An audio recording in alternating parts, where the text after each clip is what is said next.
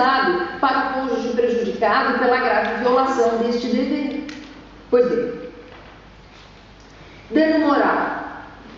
Dano moral, falando dele objetivamente, porque é sim o sofrimento, a humilhação e a angústia, ali simbolizados por aquele grande pé sobre uma mulher que fica absolutamente reprimida, né, pela agressão. Poderia ser o contrário, também os homens infelizmente são agredidos, às vezes moralmente, mais do que fisicamente. E, objetivamente falando do dano moral, o que é o dano moral? Lembrando o professor Carlos Alberto Bittar, saudoso professor Bittar, com quem aprendi sobre responsabilidade civil na década de 80, quando fui sua assistente na USP, danos morais podem ser e devem ser comprovados objetivamente. É a teoria da responsabilização pelo fato grave da violação. Basta demonstrar que foi gravemente violado um direito da personalidade para que daí resulte o dano moral. Não é preciso falar ou provar que, engordou, emagreceu, ficou deprimido, não foi trabalhar, não foi mais no cinema. A pessoa pode ter a sua vida normal e o seu sentimento, que é absolutamente próprio, íntimo e não revelado por muitas pessoas, pode ser muito maior do que daquela pessoa que demonstre, por exemplo, uma depressão aparente, não sai mais de casa. Não é porque a pessoa continua a trabalhar, continua a exercer as suas atividades, que não sofreu um dano moral. O dano moral resulta do fato em si, brota do fato em si, como sempre disse o professor Bittar, e independe de prova. Basta demonstrar a grave violação de um direito da personalidade. E o dano material, que é o prejuízo econômico, danos emergentes e lucros cessantes, e que tem natureza ressarcitória na indenização, enquanto o dano moral tem natureza compensatória ao lesado e de desestímulo ao lesante na quantificação indenizatória. A banalização do dano moral, esta ideia de que a falta de amor geraria responsabilidade civil. Amar não é direito ou dever, portanto, a falta de amor não pode gerar responsabilidade civil. A falta de amor não é uma ação ilícita. A falta de amor seria um dano indireto, decorrente de uma separação ou de um divórcio não desejado por aquele que sofre. Mas aí nós não teremos o preenchimento de todos os pressupostos. Repito, para que se aplique a responsabilidade civil nas relações de casamento, nas relações de união estável, é necessário que exista dano, claro, moral ou material, nexo causal com o grave descumprimento ou descumprimento de um dever conjugal.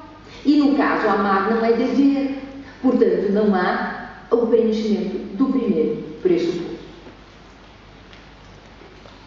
Quero passar pelo divórcio e separação após a emenda constitucional de 66 de 2010, porque também esta matéria foi objeto de muitas falas no Brasil, falas inclusive muito equivocadas, em que se disse que com esta emenda constitucional, que eliminou os requisitos temporais do divórcio,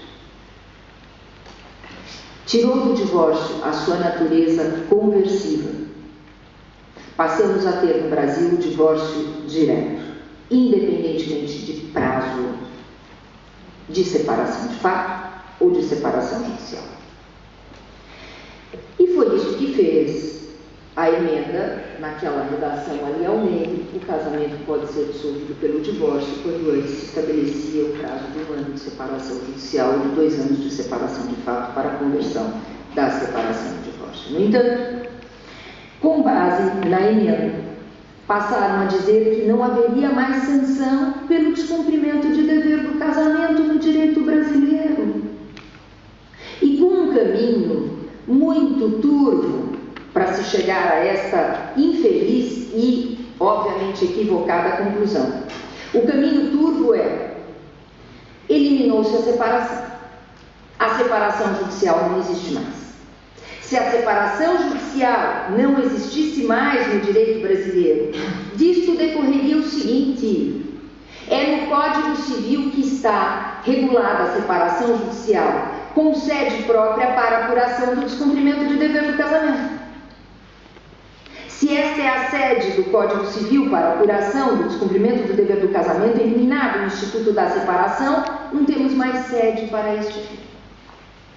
E era assim que se pretendia a eliminação das sanções pelo grave descumprimento de dever do casamento. Mas também não foi exitosa esta corrente, porque dever conjugal é norma de conduta cujo descumprimento, assim como em todas as relações jurídicas, deve gerar a sanção respectiva.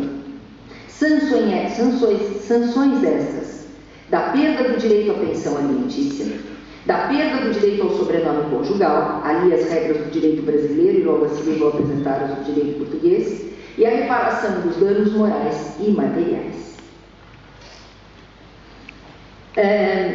Mais um motivo para a manutenção da separação do nosso direito: motivos de ordem constitucional.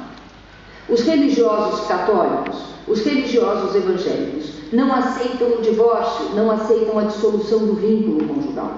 Então, é preciso que lhes deixe a possibilidade de obter a separação judicial, que importa apenas na dissolução da sociedade conjugal.